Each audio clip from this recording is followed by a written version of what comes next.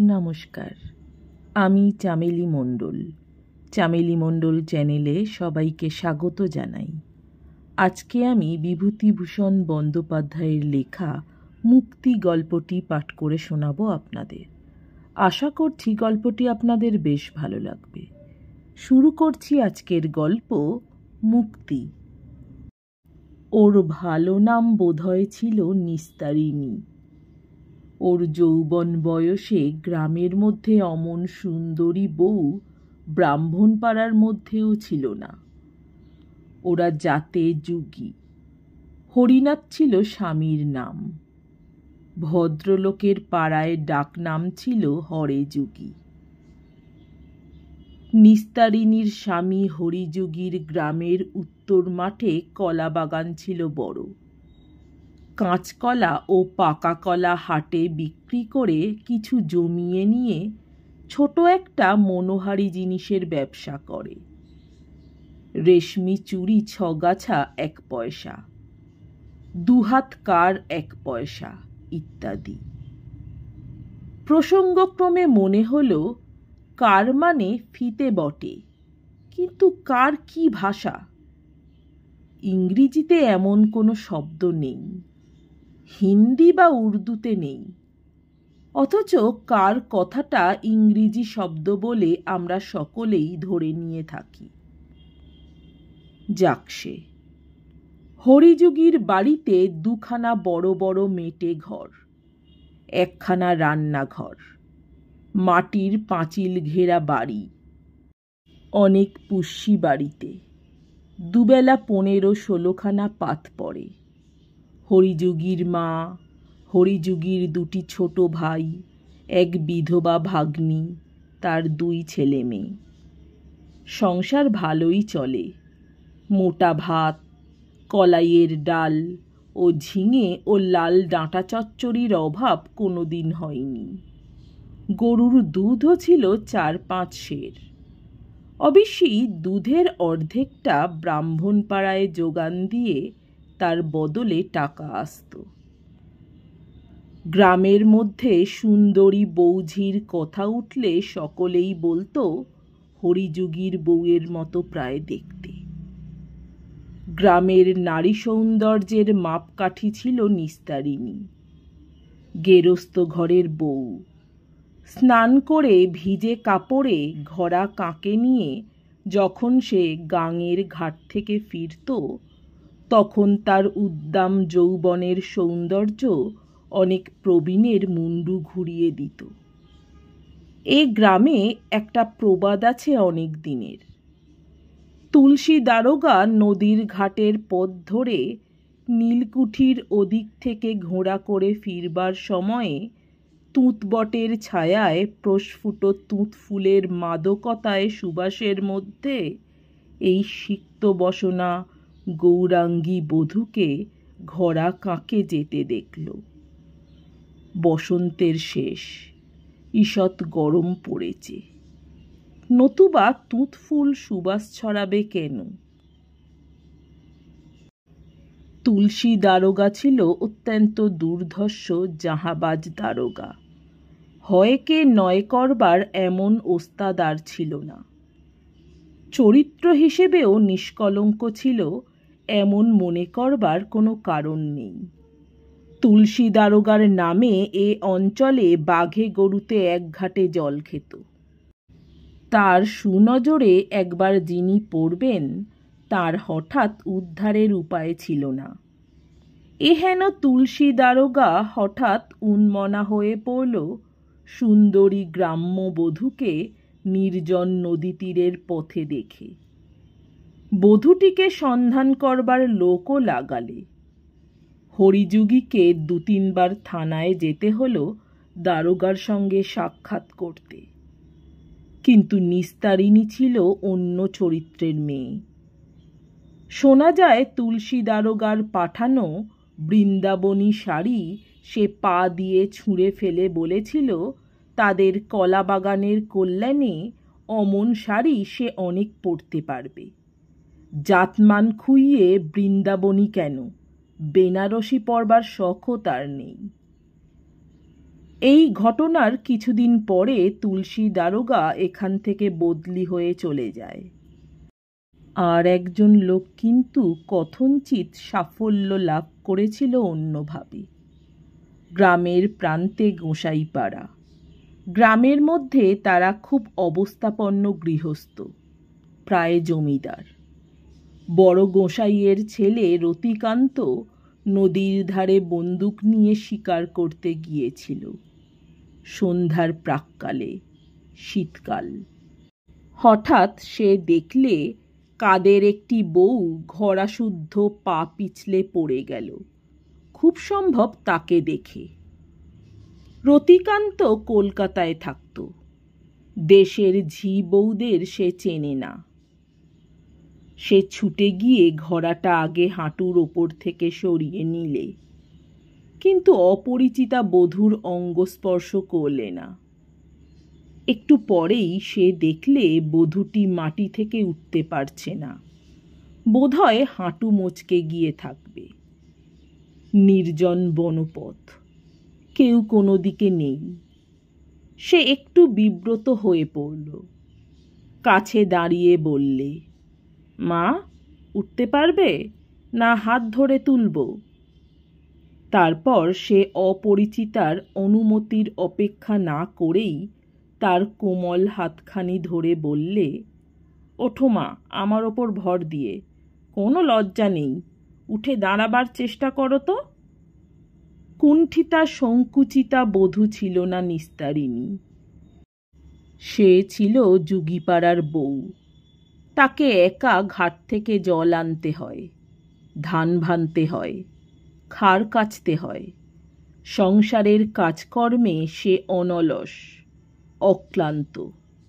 যেমনই পরিশ্রম করতে পারে তেমনি মুখরা, তেমনি সাহসিকাও বটে। স্বাস্থ্য ও সৌন্দর্যের গৌরবে তখন তার নবীন বয়সের চোখ দুটি জগৎকে অন্য দৃষ্টিতে দেখে। সে উঠে দাঁড়ালো, রতিকান্তের সঙ্গে কিন্তু কোনো কথা বললে না। বুঝতে পারলে গোসাইপাড়ার বাবুদের ছেলে তার সাহায্যকারী। বাড়ি গিয়ে 2-3 দিন পরে সে স্বামীকে দিয়ে এক ছড়া সুপক্ক চাঁপা কলা ও নিজের হাতের তৈরি বাঁশশলা ধানের খইয়ের মুরকি পাঠিয়ে দিলে গোসাই বাড়ি। বললে, আমার ছেলেকে দিয়ে এসো গে। নিস্তারিণী সেই থেকে সেই একদিনের দেখা সুদর্শন যুবকটিকে কত কি উপহার পাঠিয়ে দিত। রতিকান্তের সঙ্গে আর কিন্তু কোনোদিন তার সাক্ষাৎ হয়নি। গোসাই বাড়ির ছেলে যুগী বাড়িতে কোনো প্রয়োজনে আসেনি। রতিকান্ত কলকাতাতেই মারা গিয়েছিল অনেকদিন পরে। নিস্তারিণীর 2-3 দিন ধরে চোখের জল থামেনি এই সংবাদ যখন সে প্রথম শুনলে। গ্রামের অবস্থা তখন ছিল অন্য রকম। সকলের বাড়িতে গোলা ভরা ধান, গোয়ালে 2-3টি গরু থাকত। সব জিনিস ছিল সস্তা। নিস্তারিণীদের বাড়ির পশ্চিমে উঠানে ছোট একটা ধানের গোলা। কোনো কিছুর অভাব ছিল না ঘরে, বরং ব্রাহ্মণ পাড়ার অনেককে সে সাহায্য করেছে। একবার বড্ড বর্ষার দিনে সে বাড়ির পিছনের আমতলায় ওল তুলছে। এমন সময় বাড়ুজ্যে বাড়ির মেয়ে খান্তমণি এসে বললে, ও যুগী বউ। নিস্তারিণী অবাক হয়ে মুখ তুলে চাইলে। বাড়ুজ্যে বাড়ির মেয়েরা কখনো তাদের বাড়ির বেড়ার ধারে দাঁড়িয়ে কথা বলে না। সে বললে, কি দিদিমণি, একটা কথা বলবো? কি বলো দিদিমণি। আমাদের আজ একদম চাল নেই ঘরে, বাদলার শুকুচ্ছে না। কাল ধান ভেজে 2টো চিঁড়ে হয়েছিল। তোমাদের ঘরে চাল আছে, কাঠা খানকে দেবে? নিস্তারিণী এদিক ওদিক চেয়ে দেখলে, তার খান্ডার শাশুড়ি কোনো দিকে আছে কিনা। পরে বললে, দাঁড়াও দিদিমণি, দেবানি চাল ঘরে আছে, শাশুড়িকে লুকিয়ে দিতে হবে, দেখতে পেলে বড্ড বকবে আমারে। তা বকুককে, তা বলে বামুনের মেয়েকে বাড়ি থেকে ফিরিয়ে দেব? আর একবার বাড়ুজ্জে বাড়ির বউ তার বৃদ্ধা শাশুড়িকে ঝগড়া করে বাড়ি থেকে তাড়িয়ে দিয়েছিল। সে বউ ছিল গ্রামের মধ্যে নামডাকওয়ালা খান্ডার বউ। শাশুড়ির সঙ্গে প্রায়ই ঝগড়া বাঁধাত। কেরোসিনের টেমি ধরিয়ে শাশুড়ির মুখ পুড়িয়ে দিয়েছিল। পাড়ার কেউ ভয়ে বৃদ্ধাকে স্থান দিতে পারেনি। যে আশ্রয় দেবে তাকেই বড় বউয়ের গালাগালি খেতে হবে। যুগী বউ দেখলে বাড়ুজ্জে বাড়ির বেড়ার কাছে বড় সেগুনতলার ছায়ায় নঠাকরুন চুপ করে দাঁড়িয়ে হাপুস নয়নে কাঁদছেন। গিয়ে বললে, নঠাকরুন, আসুন, আমাদের বাড়ির দাওয়াতে বসবেন। বড় বউ বকেছে বুঝি? নঠাকরুন সূচি বেয়ে মানুষ, তাছাড়া বাড়ুজ্জে বাড়ির গিন্নি হয়ে যুগী বাড়ি আশ্রয় নিলে মান থাকে না। সুতরাং প্রথমে তিনি বললেন, না বউ, তুমি যাও, আমার কপালে যখন চিরদিনের, তখন একদিন বাড়িতে ঠাঁই দিয়ে আমার কি করবে? নগের বউ যেদিন চটকাতলায় চিতে শোবে, সেদিনটি ছাড়া আমার শান্তি হবে না মা। ওই কালনাগিনী যেদিন আমার নগের ঘাড়ে চেপেছে। নিস্তারিণী ভয়ে ভয়ে বললে, চুপ করুন নগিন্নি, বউ শুনতে পেলি আমার স্তক রক্ষে রাখবে না। আসুন আপনি আমার বাড়িতে, এইখানে দাঁড়িয়ে কষ্ট পাবেন কেন মিথ্যে? নগিন্নিকে বাড়ি নিয়ে গিয়ে সে নিজের হাতে তার পা ধুয়ে দিয়ে পিঁড়ি পেতে দাওয়ায় বসালে। কিছু খেতে দেওয়ার খুব ইচ্ছে থাকলেও সে বুঝলে বড় ঘরের গিন্নি নঠাকরুন এ বাড়িতে কোনো কিছু খাবে না, খেতে বলাও ঠিক হবে না। সে ভাগ্য সে করেনি। অনেক রাত্রে গিন্নির বড় ছেলে নগেন খুঁজতে খুঁজতে এসে যখন মায়ের হাত ধরে নিয়ে গেল, তখন নিস্তারিণী অনেক অনুনয় বিনয় করে বড় এক ছড়া মর্তমান কলা তাকে দিয়ে বললে, নিয়ে যান দয়া করে, আর তো কিছুই নেই, কলা বাগান আছে, কলা ছাড়া মানুষকে হাতে করে আর কিছু দিতে পারিনে। তার স্বামী সেবার রামসাগরের চড়কের মেলায় মনোহারী জিনিস বিক্রি করতে গেল। যাবার সময় নিস্তারিণী বললে, ওগো, আমার জন্য কি আনবা? কি নেবা বলো? ফুলন শাড়ি আনবো? না, শোনো, ওসব না, একরকম আলতা উঠেছে, আজ মজুমদার বাড়ি দেখে এলাম। কলকাতা থেকে এসেছে মজুমদার মশাইয়ের ছেলে, শিশিনিতে থাকে, কি একটা নাম বললে, ভুলে গেইছি। শিশিনিতে থাকে? হ্যাঁ গো, সে বড় মজা, কাটির আগায় তুলো দেওয়া, তাতে করে মাখাতে হয়। ভালো কথা, তরল আলতা, তরল আলতা। কত দাম? 10 পয়সা। হ্যাঁ গা, আনবে এক শিশিনি আমার জন্যে? দেখব এখন। গোটা 5 টাকা যদি খেয়ে দিয়ে মুনফা রাখতে পারি, তবে এক শিশিনি ওই যে কি আলতা তোর জন্যে ঠিক এনে দেব।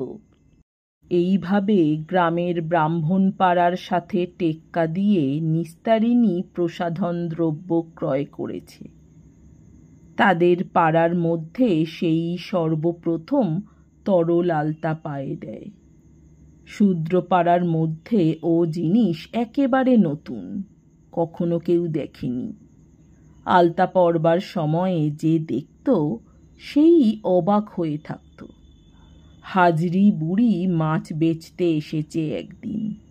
সে অবাক হয়ে বললে, হ্যাঁ বড় বউ, ও শিশিনিতে কি কি মাখাচ্ছ পায়ে?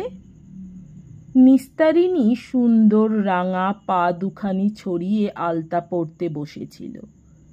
একগাল হেসে বললে, এ আলতা দিদিমা, এরে বলে তরল আলতা। ও মা, পাতা আলতাই তো দেখে এসেছি চিরকাল। শিশিনিতে আলতা থাকে কখনো শুনিনি। কালে কালে কতই দেখলাম, কিন্তু বড় চমৎকার মানিয়েছে তোমার পায়ে বউ। এমনি টুকটুকে রং, যেন জগদ্ধাত্রী প্রীতিমের মতো দেখাচ্ছে। এসব ৩০-৩৫ বছর আগেকার কথা। শীতের সকালবেলা ওদের বড় ঘরের দাওয়ায় ছেঁড়া মাদুরে ছেঁড়া কাঁথা গায়ে নিস্তারিণী শুয়ে আছে। সংসারের সাবেক অবস্থা আর নেই। হরিযুগী বহুদিন মারা গিয়েছে। হরিযুগীর একমাত্র ছেলে সাধনও আজ ৩-৪ বছর একদিনের জ্বরে হঠাৎ মারা গিয়েছে। সুতরাং নিস্তারিণী এখন স্বামী পুত্রহীনা বিধবা। তার শাশুড়ি এখনো বেঁচে আছে, আর আছে এক বিধবা জা, জায়ের এক মেয়ে, এক ছেলে। ৩৫ বছর আগের সে উচ্ছল যৌবনা সুন্দরী গ্রাম্য বধূটিকে আজ আর রোগগ্রস্তা শীর্ণকায়া মলিন বসনা প্রৌঢ়ার মধ্যে খুঁজেও পাওয়া যাবে না। হরিযুগীর মৃত্যুর সঙ্গে তাদের সে গোয়াল ভরা গরু ও গোলা ভরা ধান অন্তর্হিত হয়েছে। ঘরের চালে খড় নেই। ৩-৪ জায়গায় খুঁচি দেওয়া খসে পড়া চালে বর্ষার জল আটকায় না। গত বর্ষায় চালের ওপর উচ্ছেলতা গজিয়ে এদিক ঢেকে রেখেছে। মাটির দাওয়ায় খানিকটা ভেঙে পড়েছে। পয়সার অভাবে সারানো হয়নি। কষ্টে সৃষ্টে সংসার চলে। সংসারের কর্তা, যার আয়ে সংসারের শ্রী, সে চলে যাওয়ায় নিস্তারিণীর আদর এ বাড়িতে আর নেই। আগে ছিল সেই সংসারের কর্ত্রী। এখন তাকে পরের হাততোলা খেয়ে থাকতে হয়।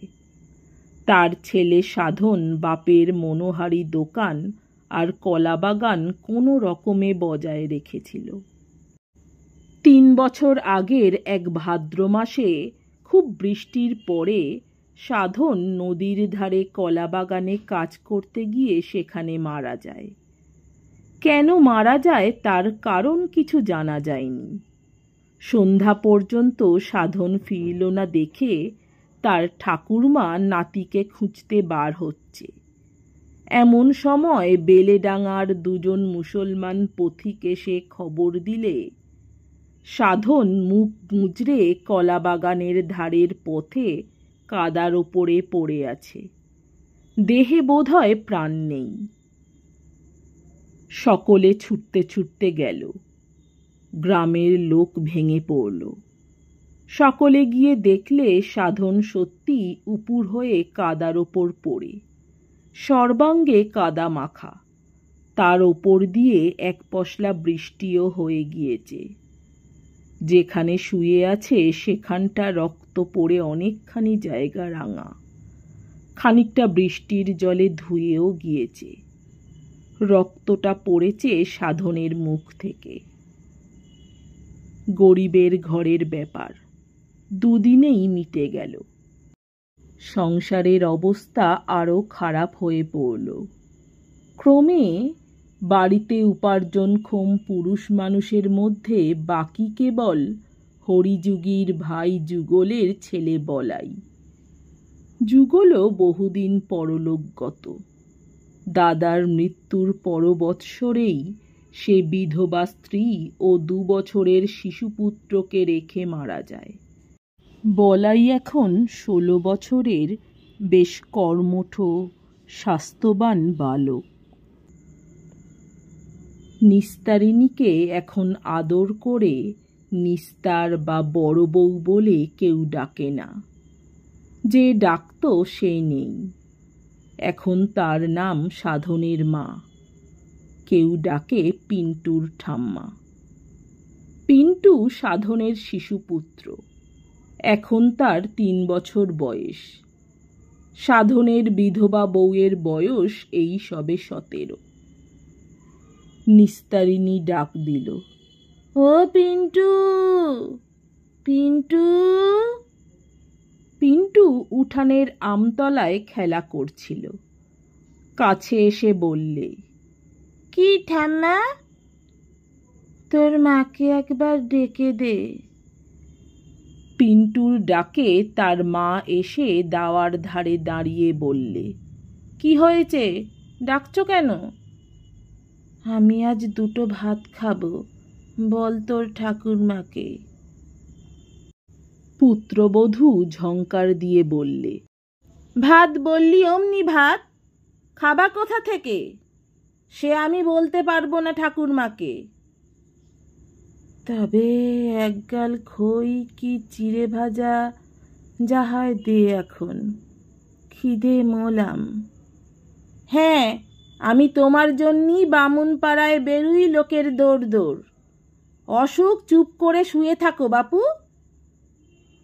ওরা ওই রকম।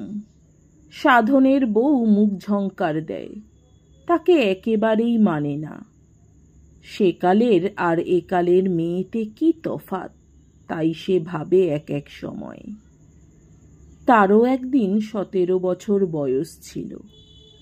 কখনো শাশুড়ির একটা কথার অবাধ্য হতে সাহস হতো তার?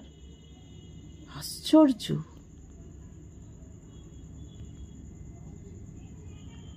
একটু পরে নিস্তারিণীর শাশুড়ি এসে দূরে দাঁড়িয়ে বললে, বলি হ্যাঁ বউ, তোমার আক্কেলখানা কি?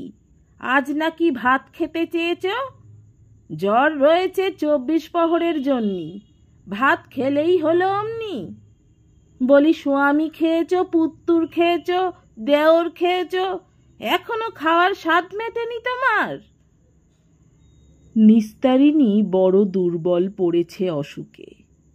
তবু সে বললে, স্বামী পুত্তুর তো তুমিও খেয়েছিলে, তবুও 3 পাথর করে ভাত মারো তো 3টি বেলা, লজ্জা করে না বলতি? নিস্তারিণীর শাশুড়ি এ কথার উত্তরে চিৎকার করে গালাগালি দিয়ে এক কাণ্ডই বাঁধালে। সাধনের বউকে ডেকে বলে দিলে, ওকে কিছু খেতে দিবি নে, আজ বলে দিচ্ছি। এ সংসারে যে খাটবে সে খাবে। আমরা সবাই মায়ে ঝিয়ে খাটি, ও শুধু শুয়ে থাকে। রোগ নিয়ে শুয়ে থাকলি এ সংসারে চলে না। তার ওপর যে সে রোগ নয়, ওকে বলে পাণ্ডুর রোগ। মুখ হলদে, চোখ হলদে, হাত পা ফুলেছে, ও কি সহজ রোগ? ও আর উঠবেও না, খাটবেও না, শুধু কেবল শুয়ে শুয়ে পাথর পাথর খাবে। নিস্তারিণী বললে, খাবো খাবো, বেশ করব। আমার খোকা কলা বাগান সামলে রাখত, তারই আয়ে বাড়ি শুদ্ধ খাওনি। সেই কলা বাগান তদবির করতে গিয়েই বাছা আমার চলে গেল। তোমরা ওদের বাপ ছেলের রক্ত জল করা কলা বাগান মণিহারি ব্যবসা ঘোচালে। এখন আমায় বসিয়ে খেতে দেবে না তো কি করবে? নিশ্চয়ই দিতে হবে। বাসি আখার ছাই খেয়েও দেব, ডাইনি রাক্ষসী। আমার সংসার তোর দৃষ্টিতে জ্বলে পুড়ে গেল, নইলে কি না ছিল?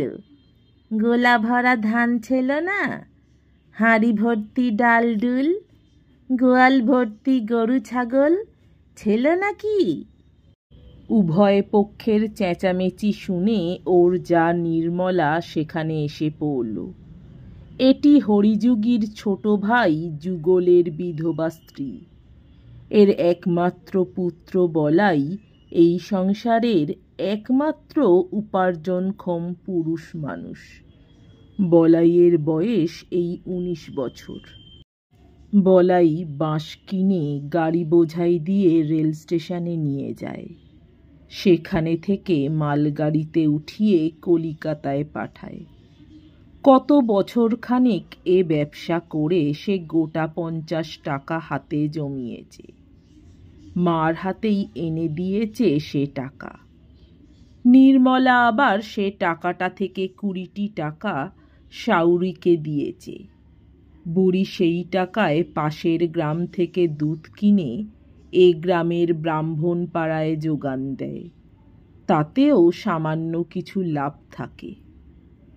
বুড়ির বয়স 70 ছাড়িয়ে গেলেও সে এখনো দুপুর রোদে সারা পাড়া সারা গ্রাম ঘুরে বেড়ায়।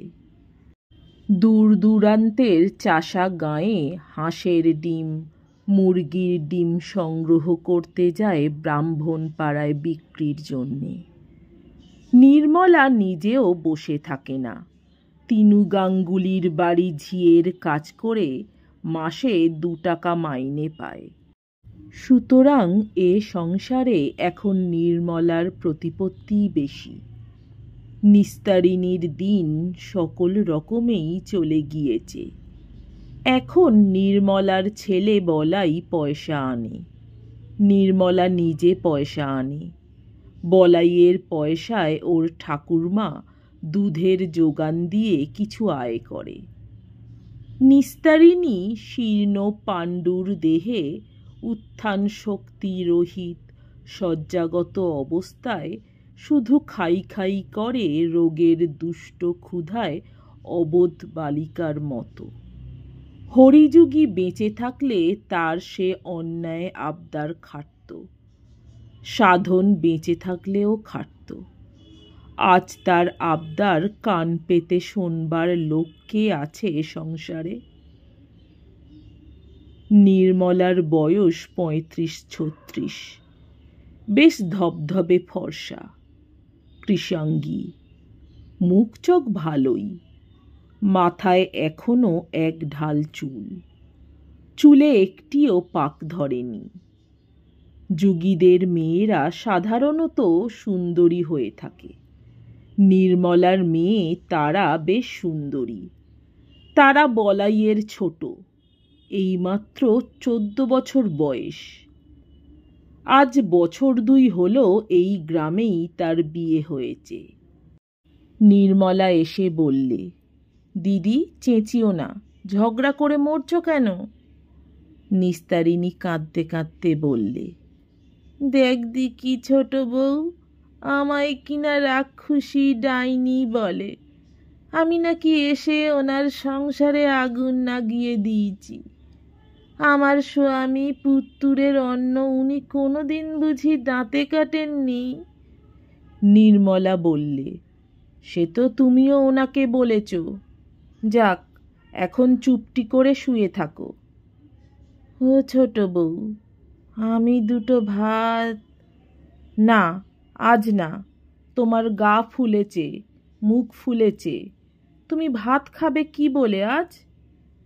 তা হোক, তোর পায়ে পড়ি। আচ্ছা, এখন চুপ করো, বেলা হোক, ভাত রান্না হোক, আমি বলবো তখন। নিস্তারিণীর হাত পা মুখ ফুলেছে এ কথা ঠিকই। বিশ্রী চেহারা হয়ে গিয়েছে এ কথা ঠিকই। কি বিশ্রী চেহারা হয়ে গিয়েছে তার! ওর দিকে যেন আর তাকানো যায় না, এমন খারাপ দেখতে হয়েছে ও। যত্ন করবার কেউ না থাকাতে আরও দিন দিন ওর অবস্থা খারাপতর হয়ে উঠেছে। খেতে ইচ্ছে করে, কিন্তু আগ্রহ করে খেতে দেবার কেউ নেই। রোগীর পথ্য তো দূরের কথা, 2টি ভাত তাই কেউ দেয় না। ক্ষুধার জ্বালা সহ্য করতে না পেরে বেলা 10টা আন্দাজ সময়ে সে নাতিকে ডেকে চুপি চুপি বললে, পিন্টু, 2টো পেয়ারা আনতে পারিস? পিন্টুর মা ছেলেকে বলে, খবরদার যাবি নানি বুড়ির কাছে, ওর পাণ্ডুর রোগ হয়েছে, ছোঁয়াচে রোগ।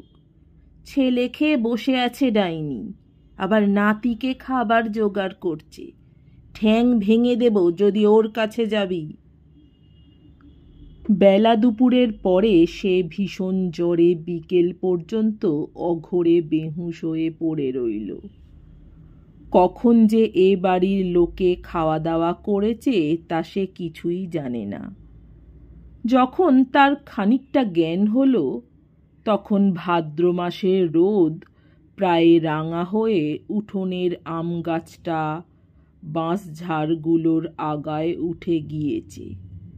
মুখের কাঁথাটা খুলে দিয়েই ও চিঁচি করে প্রথমেই ডাকলে, ও পিন্টু, পিন্টু। পিন্টু কোথা থেকে ছুটে এসে বললে, কি ঠাম্মা? আমার জন্য সেই পেয়ারা আনলি? না ঠাম্মা, আনিসনি। ছেলে মানুষ ভুলে গিয়েছিস, বস এখানে। কিন্তু পিন্টু বসতে ভরসা পায় না। মা দেখতে পেলে মার খেতে হবে। সে আনমনে খেলা করতে করতে অন্যদিকে চলে গেল। একটু পরে নিস্তারিণী আবার ডাকলে, ও ছোট বউ, ছোট বউ। কেউ উত্তর দিল না, কারণ এ সময়ে বাড়িতে কেউ থাকে না। আরও দুবার ডাক দিয়ে নিস্তারিণী অবসন্ন হয়ে পড়ল। তার বেশি চেঁচামেচি করবার ক্ষমতা নেই। বেশ খানিকক্ষণ পরে নির্মলার মেয়ে তারা এসে বললে, হ্যাঁ জ্যাঠাইমা, ডাকছিলেন? নিস্তারিণী চিঁচি করতে করতে বললে, কাতরে কাতরে মরে গেলাম, তা যদি তোমাদের একজনও উত্তর দেবে। একজন এমন রুগী বাড়িতে রয়েছে, বসো এখানে একটু।